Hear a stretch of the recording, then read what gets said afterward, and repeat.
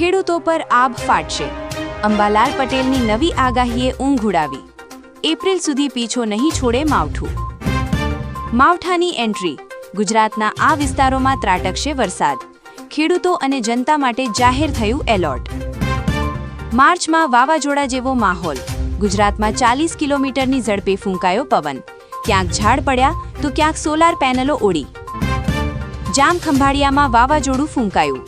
કાંકરેજ સહિત ઘણા જિલ્લાઓમાં વરસાદ. માવઠા અને વાવાઝોડાની અફવાઓથી ખેડૂતો ગભરાય નહીં. જાણો હવામાન નિષ્ણાત પરેશ ગોસ્વામીની આગાહી. આજે 20 જિલ્લામાં માવઠાની આગાહી. 4 જિલ્લામાં ઓરેન્જ એલર્ટ તો 6 જિલ્લામાં યલો એલર્ટ. સોનું, ચાંદી અને શેર બજાર બધામાં ઉથલપાથલ. માત્ર 4 દિવસમાં સોનાના ભાવમાં ₹55,000નો કડાકો. ચાંદીમાં મચ્યો હાહાકાર. એક ઝાટકે ભાવ ₹19,000 તૂટી ગયા. સોનું પણ ગગડી ₹2.29 લાખ થયું. 2 અઠવાડિયામાં 1.25 લાખ નવા પીએનજી કનેક્શન. ઈંધણ સંકટ વચ્ચે સરકારે જાહેર કર્યા આંકડા.